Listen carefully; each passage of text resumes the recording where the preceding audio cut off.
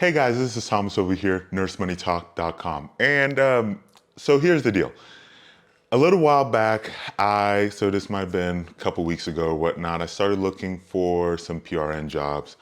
Long story short, looking at doing some different things and talking to the manager, and things are going well, of course. I was told the position, they're going to try to see if they can get the position open. And so things are rolling by. I'm checking back up to see how that's going. And I was made aware that it looks like there's some hiring freezes. And so like the facility as a whole has put on some kind of hiring freeze. And so I thought that was a little odd because I know, several nurses who work at that particular facility, and they're complaining about being short-staffed and whatnot to deal with the high patient census. So I'm thinking, oh, okay, whatever. So I start kind of looking around and come to find out that other hospitals in my area are laying off people, and there's appears to be some kind of some hiring freezes being put out. And even one notable hospital that I know of has actually even taken away some perks from physicians as well, which if you look and if you know kind of like how facilities tend to cater to physicians, if you'll kind of think that's a little bit unusual as well. But anyway, so I'm digging a little deeper, and this appears to be at least somewhat a little bit of a trend in other states, kind of fitting in with what's been going on with tech companies and non-healthcare companies about layoffs and this and that and whatnot. And so it seems like we might be kind of going back to what seems to be a little bit like deep in the COVID era-ish, when we're in the middle of all of that, when layoffs were happening all over the place. And so I know for a lot of nurses, this might be a little bit of uncharted territory. Well, at least when COVID was around, it was a little bit of uncharted territory. And for many of you guys, COVID might have been the first time you might have heard of anything about nurses being laid off. And so what I want to do in this video, I want to talk about what to do if you think you're going to be laid off, or what to do if you have been laid off, or if you've been told that you're about to be laid off, and just kind of like some stuff to prepare. I'm gonna lump all of them together because I think it's a really great they kind of all kind of go a little bit hand in hand. So let's talk about that. Before I get into that, if you're not already subscribed, I want to go ahead and invite you to hit that subscribe button on this channel. I talk about all things related to nursing student, and of course, nurse life. So let's go ahead and get right into it if you are in this situation or think you're going to be in this situation. And so the first thing I would encourage you is to not do is to panic. So don't panic. I think you should reassure yourself, or at least I'm going to try to reassure yourself that, things are probably going to be fine. Things generally are not usually as worse as we think it's going to be. And the beauty of being a nurse is that there's such a great demand and need for nurses. And while it might not seem like it, and while, in my opinion, some of these facilities, they might be jumping the gun a little too much, probably just to balance some sheets, or balance some profit line item, whatever, to kind of make things seem a lot nicer. And I'm sure there probably is some legitimate concerns there as well. But either way, there's a lot of need for nurses, and I think you're gonna see this happen, and then all of a sudden you're going to see a lot of these facilities start scrambling, trying to get back nurses. So you saw this a lot, or at least I saw this a lot in my area with facilities that during the whole COVID thing, they were laying off nurses all over the place. They just kept laying off nurses. And then all of a sudden, like some weeks later, when things started picking back up, they were like, oh crap, we don't have any nurses. And so they're now trying to get as much nurses as they can and whatnot. And it was just kind of like a whole frenzy deal, which kind of helped give that huge spike. for what you saw with nurses that were, doing a lot of travel contracts. Of course, COVID, whatnot, helped with that as well. But I think, companies or facilities who let all these nurses go and were now hurting for nurses had to resort to getting travel nurses. So it makes me wonder if this does become a trend, if you'll see a little bit of that again with just this strong need of travel nurses for facilities who are now going to be hurting for stuff like this because of stuff like this that they did. The second thing I would encourage you to do is to try to get your finances in order. And so this would encompass a lot of things. So the first thing being that, start budgeting. For many of you guys, I know budgeting, some of y'all are gonna cringe. You're not gonna like budgeting. It's not gonna be something that you'll want to do. But for many of you guys, it's gonna be things that you're gonna need to do. And so whether or not that, you think you're gonna get laid off, or whether or not we're going to a recession, no recession, whatever. Overall, budgeting is one of those things that you really should be doing anyway. And so I would encourage you to go ahead and get into this. I made some other videos when it comes to budgeting, but I think there's a lot of great, there's articles that I have on nursemoneytalk.com about this. And I think there's a lot of great resources and softwares out there to help kind of walk you through the whole budgeting thing. The second thing is to really look at your debts. Like, this is like if you think that there's a chance, or you fear that there is a chance that you are going to be laid off, look at where you are in terms of debt. Do you need to make extra payments on debt? And even when it comes to debt, this would also include like reducing your expenses and not taking on any more debt. And so if you think that you're about to buy a brand new luxury car that's super, super expensive, maybe you don't do that. Or if you do need a car, maybe instead of buying that really expensive car, you buy something that's very modest, maybe with cash or whatever, whatever the case may be, at least to try to get through this season to when you get to a season where things don't seem as hectic or as uncertain as they are now. The next thing when it comes to really looking at getting your finances in order would be about looking at an emergency fund, especially if you think that something's going to happen down the road. Conventional wisdom is typically about 3 to 6 months of emergency. Now, really with emergency fund, now keep in mind, this is because I think when people think about emergency funds, they start panicking and they think, oh my goodness, like I'm gonna have to get this large amount of money saved up when it comes to 3 to 6 months. And so the 3 months, let alone the 6 months, can seem very daunting. But the thing to keep in mind when it comes to the emergency fund is that this is supposed to be 3 to 6 months of your expenses. And so these are like what I would call critical expenses. So I'm not talking about adding up the Netflix bill or the cable bill in that. No, we're talking about like food, water, shelter out, and like your important utilities as well in there. So for instance, mortgage, I would actually consider like internet as an essential. I think that's just the age that some of y'all might not agree, but I think that's just kind of like the age we live in.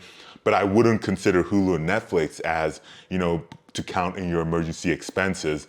And so stuff like that, like things where you kind of have to pay at the bare minimum of expenses in there. And so some people might not even throw in, like if things really hit the fan, you might not even throw in like your credit card bill in there. You would really focus on your bare necessities to kind of get you through that rough patch. The third thing I would really encourage you is to start researching what your rights are. And so this would include, and keep in mind, I'm not an attorney. And so, but just kind of generally generally speaking, like just know what your rights are as an employee, like based on federal laws and what your state laws are. And keep in mind, know what you signed. For some of y'all, especially if you're a nurse that works in a more executive, or kind of like if you're a nurse that doesn't work in the typical floor setting, you might have signed some employment contracts that might not be typical to the nurse, to the usual nurse that works in like the med surg or the ICU or stuff like that. And so make sure you understand, what are you getting if you get let go? What can you take with you?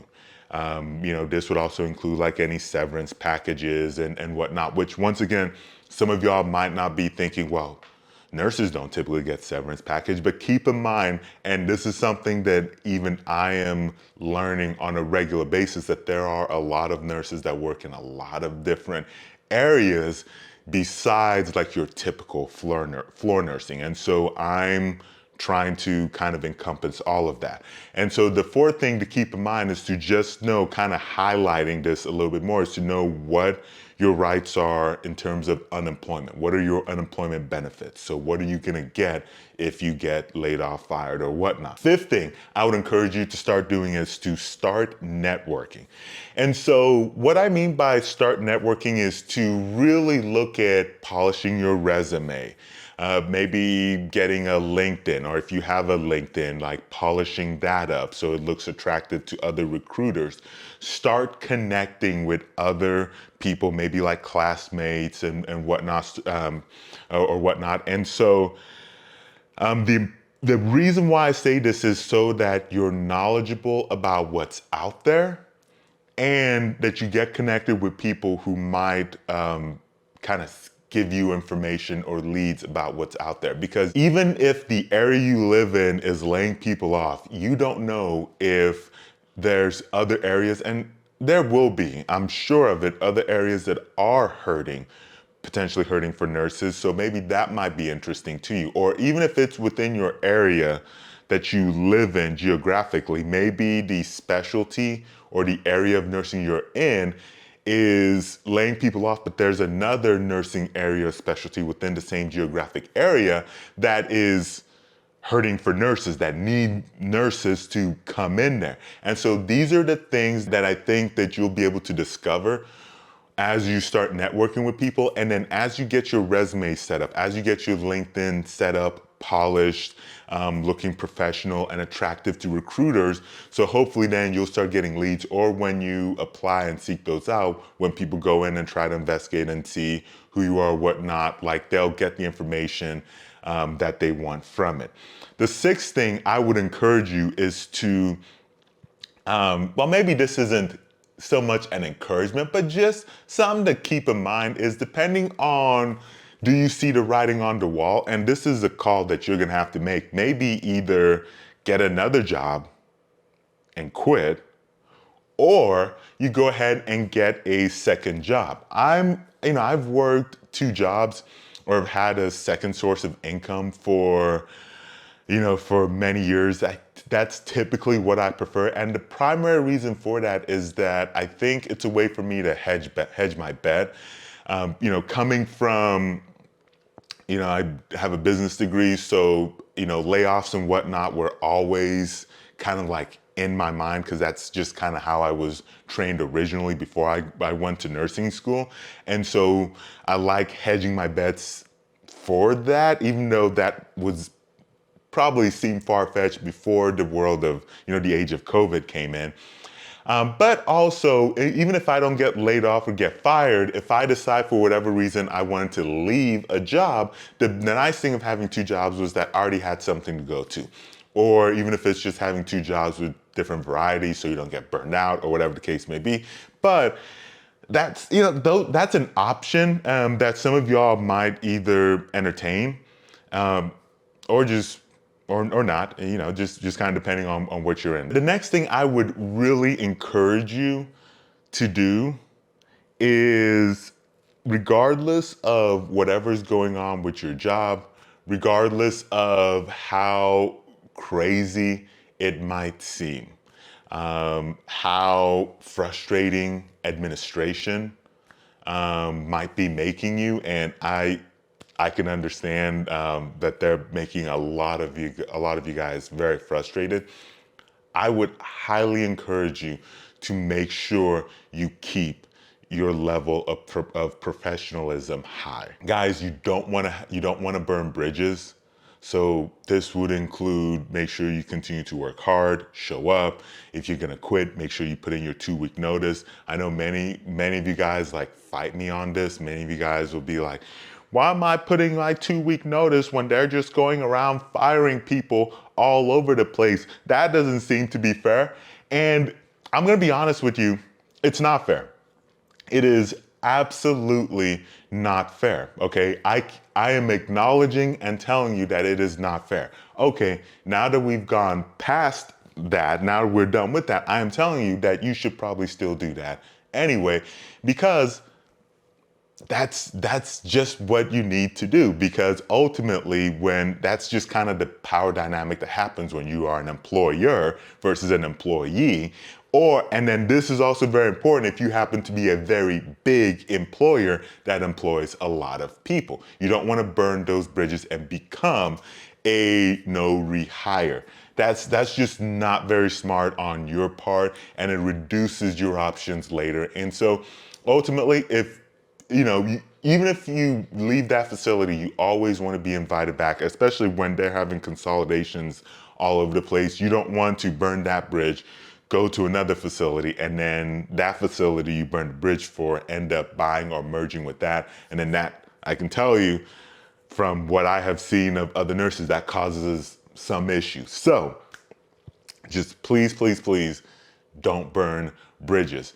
So the last little bit is I want to just kind of tell you some questions. Now, of course, this is nursemoneytalk.com. And so money, finances is kind of a lot of the stuff that I talk about or things relating to that. And so the questions that I would encourage you to ask if you are going to got laid off, or asking something like that just in case is make sure you have an idea of when your last paycheck's gonna come if you are gonna get laid off or you think you're gonna get laid off or whatever. Make sure you understand if your PTO will get paid out, or if it is, will it get paid out? Yes, no. If it is gonna get paid out, are they gonna pay out 100% of it or 50% or some other arbitrary whatever number that they have? The other thing is looking at sick leave. Once again, the same deal. Are they gonna pay it out? Yes, no.